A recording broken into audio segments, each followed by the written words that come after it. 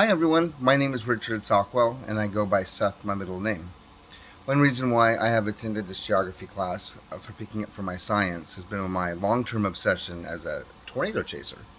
We know that this is one of our geosciences that we have gone over, and so I thought I would just recap a little bit about what causes tornadoes, where tornadoes normally form in our country, um, also some of the worst tornadoes that have been known in history as well, and how we can protect ourselves from them. A lot of people find it really fascinating, but don't know all the facts, and we learn more about the science part in our classes this semester. One place that you can find out if you want to know more information besides what we learned is going to www.earthnetworks.com. This tells you what causes a tornado. Um, Basically, as we've learned, it is the collaboration of two masses. It's a cold mass coming down that would be from the North Poles coming towards south. We know that warm fronts move slower, and so it is the overtaking of a cold front over a warm front.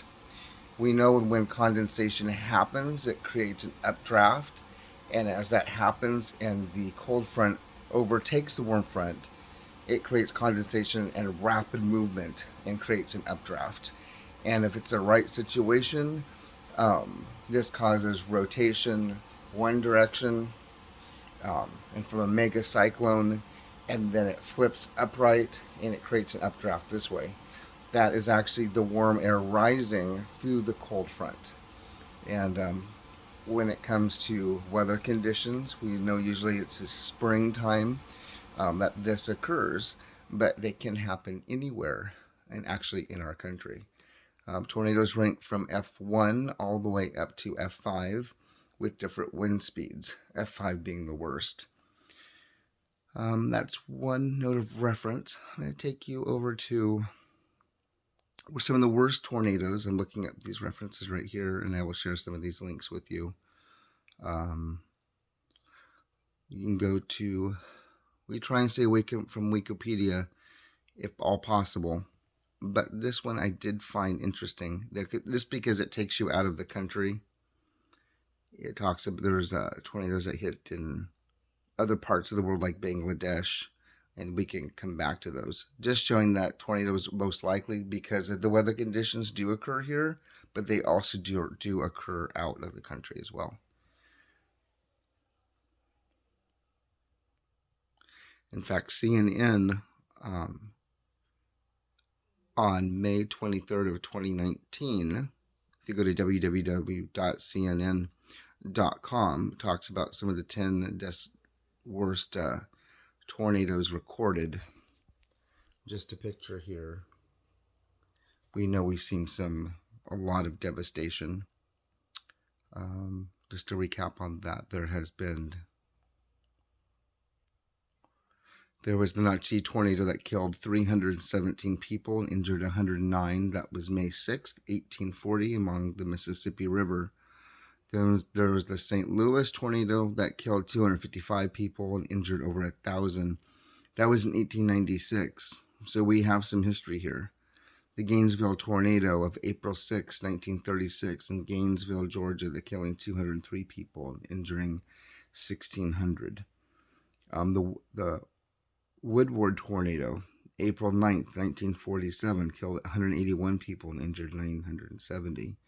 We can thank technology and infrastructure now for protecting us more, but we still know that certain living conditions as mobile homes and such don't tend to hold up as well. And that's why it's also good to know, where we choose to live in different settings to protect ourselves. There is actually a whole tornado alley, and that tornado alley is right in the Midwest. That begins generally right above Texas and goes up to Oklahoma.